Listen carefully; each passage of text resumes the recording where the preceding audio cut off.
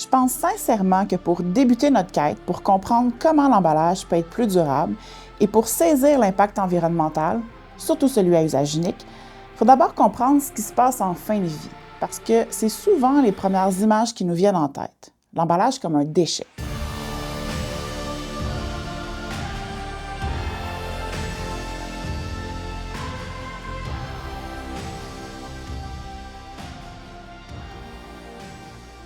Nos déchets, on a beau ne plus les voir une fois dans une poubelle, mais ils ne disparaissent pas pour autant. Visiter un site d'enfouissement, c'est confrontant. On se retrouve debout sur une montagne d'objets dont plusieurs auraient pu être détournés vers d'autres filières. L'enfouissement devrait être réservé uniquement aux résidus ultimes, c'est-à-dire ceux pour lesquels aucune autre filière de traitement n'est possible. Pourtant, on y retrouve beaucoup de matières recyclables. Pour qu'un système de recyclage soit performant, ça prend l'implication de plusieurs acteurs, tels que ceux des centres de tri, et c'est avec Grégory Pratt qu'on est allé chez Société Via pour découvrir comment se déroule le tri des matières. On est avec Grégory Pratt, vulgarisateur environnemental. Bonjour. Bonjour, bonjour. On est chez Société Via, qui est un centre de tri. Puis là, on est à quelle étape du centre de tri? Bien, ça, en fait, ce qu'on voit derrière moi, c'est le contenu du bac de récupération des citoyens de l'ouest de l'île de Montréal. OK, wow. Fait qu'on est à la première étape. Ça représente à peu près combien de temps, là, ce qu'on voit en arrière de toi? Oh, quelques jours, là. C'est pas vraiment beaucoup. Il faut savoir qu'un camion contient entre 5 à 7 tonnes environ. OK. Il rentre à peu près 50 à 60, des fois 70 camions par jour dans un centre de tri. Jour. Donc, c'est énormément de tonnage qui rentre à chaque jour. Et on va faire le tour du centre de tri. Tu vas voir toutes les étapes pour arriver à vraiment purifier la matière, bien la séparer, faire des ballots avec tout ce que les citoyens offrent au centre de tri. Parfait. On y va? On y va! J'ai vraiment été fascinée de voir toute cette matière-là et encore plus de savoir que le contenu d'un camion passe toutes les étapes du centre de tri jusqu'à être complètement trié en ballots en seulement 6 minutes. Donc, ici, qu'est-ce qu'on retrouve? Bien, majoritairement des contenants, des emballages, des imprimés, effectivement. Mais on voit aussi un petit sac de poubelle ici, avec un contenu mystérieux qui sera découvert au moment du pré-tri. C'est important d'éliminer aussi tous les objets longs, hein? Parce que quand on voit, tantôt on avait vu là, d'ailleurs des lumières de Noël, les lumières de Noël peuvent vraiment s'enrouler dans les équipements. Donc, c'est avec ça qu'on commence. Imaginons un entonnoir. Ça, c'est ce que le citoyen met dans son bac, puis il faut le purifier jusqu'à temps que la matière soit très bien séparée, que ce soit que des ballots de carton, que des ballots de plastique, ainsi de suite. C'est pour ça que l'étape de pré-tri manuel est si importante. C'est là que les employés retirent tout ce qui n'aurait pas dû être envoyé en collecte sélective. Les objets trop lourds, trop sales, trop longs ou non identifiables par les machines. On les appelle les contaminants. Sur les lignes automatisées, on retrouve d'abord de grands cylindres rotatifs perforés qui séparent les matières selon leur taille. Ensuite, des trieurs optiques capables de reconnaître les plastiques et de les rediriger par un jet d'air. On retrouve aussi des séparateurs qui distinguent les matières plates comme le papier, des contenants en 3D comme les bouteilles de plastique. Donc là, ici, c'est une ligne de fibres. On va retirer tout ce qui se serait faufilé dans les fibres. Donc oui, il reste encore des bouts de plastique. Par exemple, des emballages de plastique souple pourraient se comporter comme une feuille mobile, mettons. Parce que c'est léger. Parce que c'est léger. Donc vraiment, on va continuer, on va purifier ça de plus en plus. Après ça, ça va continuer dans le convoyeur, puis on va encore peaufiner la matière pour avoir des beaux ballots de papier ou de carton ou de fibre en général ou de papier mixte. C'est intéressant de voir qu'on arrive avec de la matière, énormément de matière, puis à chaque étape, il y a un tri mécanique, un tri manuel pour peaufiner.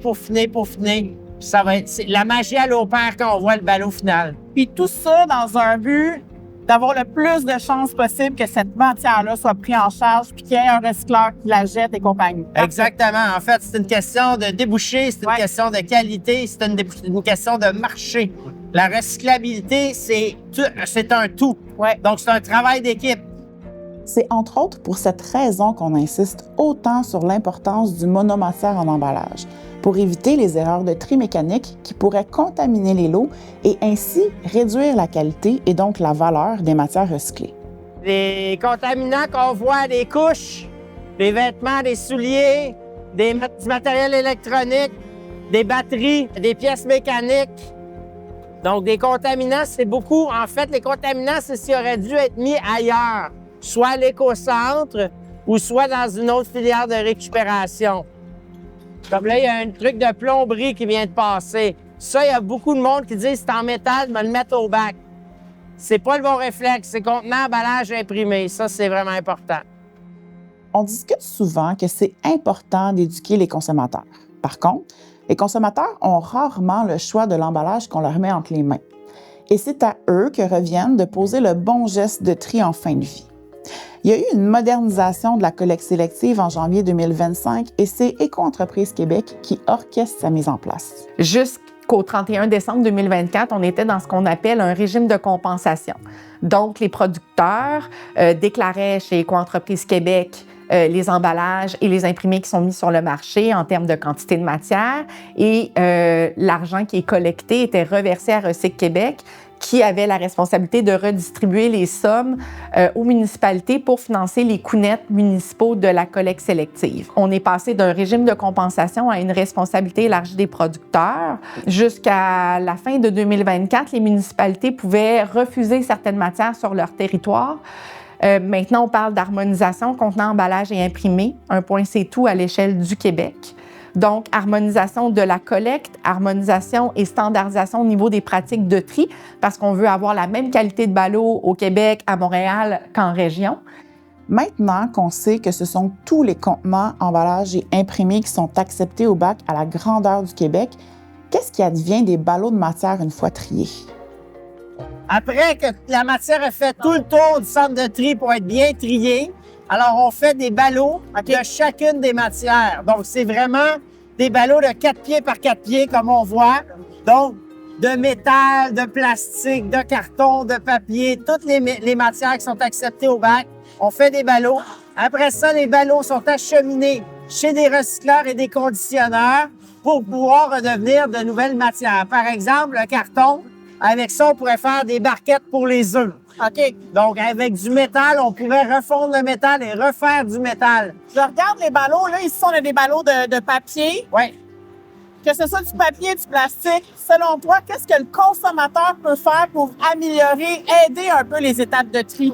Bien, premièrement, au niveau de l'achat, s'assurer de choisir des emballages, des produits dans des emballages vraiment recyclables, monomatières, bien conçus.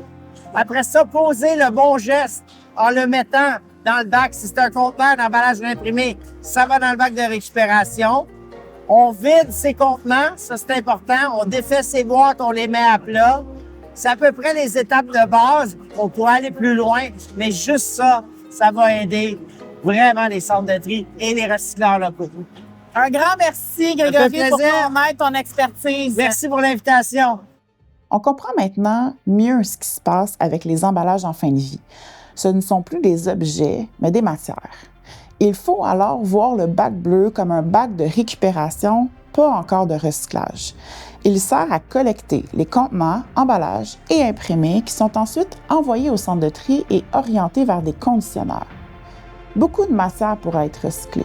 Encore faut-il qu'il existe des débouchés et des acheteurs. D'où l'importance de mettre en marché des emballages qui se trient bien en fin de vie. Et même si toutes les étapes qu'on a vues se passent bien, ça reste un processus très demandant en ressources, en énergie, en transport. Peut-être faut-il alors commencer par re-questionner la pertinence de l'emballage qu'on a entre les mains, surtout celui à usage unique. Pour la prochaine étape de notre quête, on remonte le cycle de vie de l'emballage pour aller questionner sa fabrication en explorant le concept d'économie circulaire.